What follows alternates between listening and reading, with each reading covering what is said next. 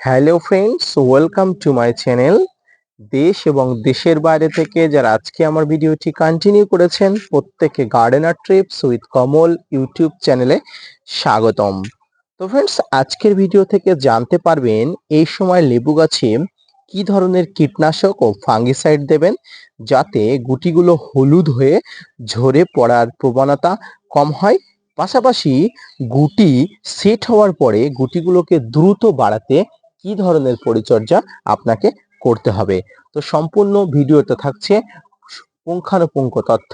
ভিডিওটি না স্কিপ করে কন্টিনিউ করবেন, তাহলে ছাদ বাগানের লেবু গাছের গুটি ঝরা থেকে শুরু করে গুটির বৃদ্ধি এই সম্পর্কিত সম্পূর্ণ তথ্য আপনি এই ভিডিও থেকে জানতে পারবেন। তো আপনারা দেখছেন আপনাদের প্রিয় YouTube channel gardener TRIPS with কমল।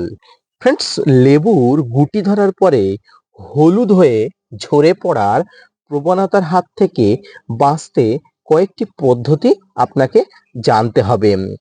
প্রথমত, এই সময় কুয়াশার কারণে দিনে এবং রাতে তাপমাত্রার অনেক পার্থক্য ঘটে।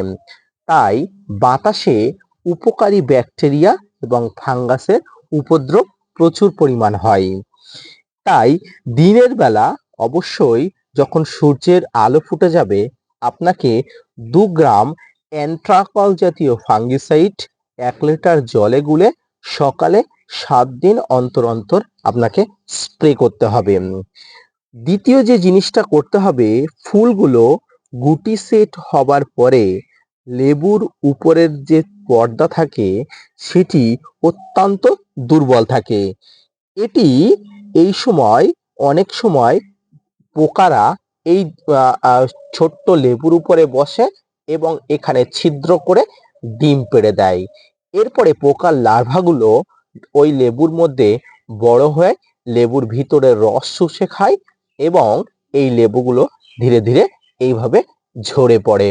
এই ধরনের সমস্যা থেকে বাঁচতে আপনি পেস্টিসাইড হিসাবে কাকা পেস্টিসাইড 1 লিটার জলে 2 গ্রাম মিশিয়ে বিকালের পরে স্প্রে করতে পারেন। আপনি পারলে ফোরামেন ট্রাপও ব্যবহার করতে পারেন, তাতে গাছের কীটপতঙ্গের হাত থেকেও বাঁচানো সম্ভব হয়। এই ফোরামেন ট্রাপ 6 মাস পর্যন্ত ব্যবহার করা যায়। গুটির পরিমাণের পাশাপাশি গাছের প্রচুর পরিমাণ এক্সট্রা এনার্জি প্রয়োজন হয়, আর এই এক্সট্রা এনার্জির জন্য গাছের বাইরে থেকে প্রচুর পরিমাণ খাবার দিতে হয়।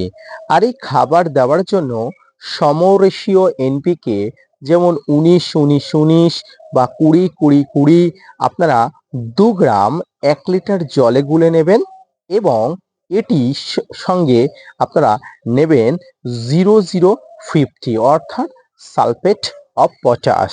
ফ্রেন্ডস, এটি গাছের ফুল ফলের ঝরাকে প্রবণতার হাত থেকে রক্ষা করে, পাশাপাশি গাছের গুটিগুলোর যে এনার্জি এবং খাবার এই সব সমরেশীয় এনপিকে এবং এই সালফেট অফ পটাশ বা 0050 পর্যাপ্ত পরিমাণ গাছকে দেয়।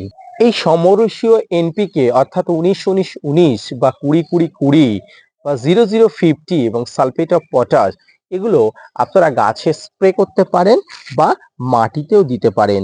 7 দিন অন্তর অন্তর আপনাকে দিতে হবে, যতদিন না পর্যন্ত আপনার লেবুগুলো মার্বেলের আকৃতি হয়।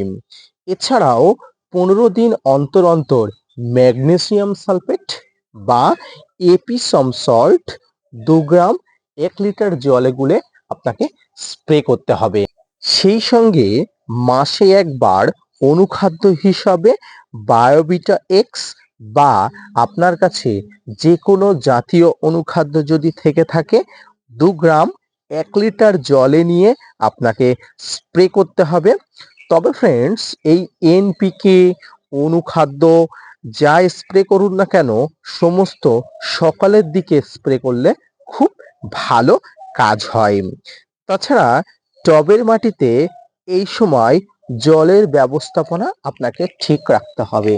ফ্রেন্ডস, আপনি যতই অনুখাদ্য দিন, খাবার দিন, এনপিকে দিন, আপনি যদি টবের মাটিতে জলের ব্যবস্থাপনা ঠিক রাখতে না পারেন তাহলে আপনার সব চেষ্টাই কিন্তু বৃথা এবং এই সমস্ত লেবুগুলো যেগুলো আপনি অনেক কষ্ট করে ধরিয়েছেন সবকিছু কিন্তু খুব সহজে ঝরে পড়ে যাবে।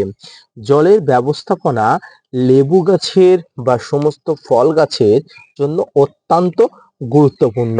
জলের বেশির কারণেও লেবু ফল ঝরে যেতে পারে, জলের কমের কারণে লেবু ফল ঝরে পড়ে যেতে পারে। তাই খেয়াল রাখবেন এই টবের মাটিতে যাতে জলের ব্যবস্থাপনা ঠিক থাকে। টবের মাটিগুলো হাত দিয়ে দেখবেন এইভাবে দলা করা যাচ্ছে কিনা এবং এর মধ্যে একটা আর্দ্রতা ভাব আছে কিনা। যদি আর্দ্রতা ভাব থেকে থাকে অর্থাৎ আপনি জল দেবেন না।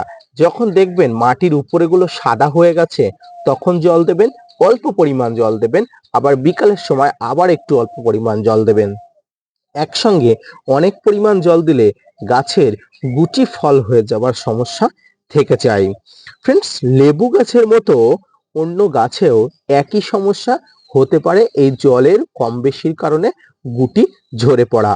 সবশেষে আমাদের একটা বিষয় জানা উচিত, গাছে ফুল ফল ড্রপ হয়ে যাচ্ছে বলে আমরা অনেক সময় মন খারাপ করি, এটি স্বাভাবিক।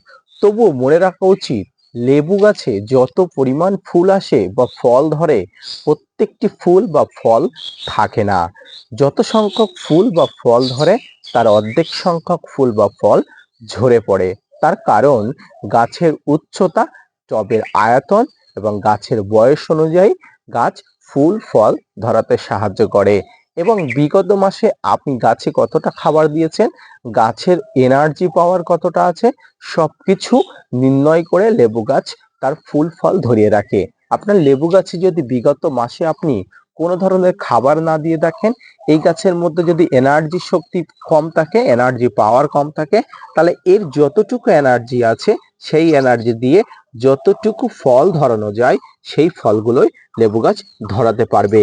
তো অধিক চিন্তিত হবার কোনো কারণ নেই, আপনি অবশ্যই খুব ভালোভাবে পরিচর্যা করুন, দেখবেন আপনার লেবু ফলগুলো সমস্তভাবেই টিকে যাবে এবং ধরে যাবে। ফ্রেন্ডস, এখানে দেখুন আমারও কিছু লেবু ফল ঝরে যাচ্ছে, এটি সাধারণত প্রাকৃতিক। এটি কখনো আমি উত্তেজিত হবার কারণ নেই। আমি কখন উত্তেজিত হব, যখন সব পরিমাণ লেবু ফল বা গুটি ঝরে পড়ছে তখন। যে পরিমাণ গাছে ফুল ফল আসে সবগুলো গাছে ধরে না বা দাঁড়ায় না, তাই আপনারা অধিক উত্তেজিত হবেন না। যে কয়টি নিয়ম আমি আপনাদের বললাম সবকিছু নিয়মগুলো আপনারা মেনে চলুন, খুব ভালো কাজ পাবেন। আজকের ভিডিওটি কেমন লাগলো, যদি ভালো লেগে থাকে অবশ্যই লাইক কমেন্ট শেয়ার এবং সাবস্ক্রাইব করবেন। পাশাপাশি gardener tips with Kamal YouTube চ্যানেলকে সাবস্ক্রাইব করে পাশে থাকবেন। আপনাদের জন্য প্রতিনিয়ত তথ্য নিয়ে ভিডিও বানাই। আপনারা যদি মোটিভেট করেন ভিডিও বানাতে আগ্রহী হই এবং নতুন নতুন ভিডিও নিয়ে আসতে উৎসাহী হই। দেখা হচ্ছে পরবর্তী কোনো ভিডিও নিয়ে, ততক্ষণ সঙ্গে থাকবেন। আর হ্যাঁ, অবশ্যই gardener tips with Kamal YouTube চ্যানেলকে সাবস্ক্রাইব করতে ভুলবেন না। ধন্যবাদ।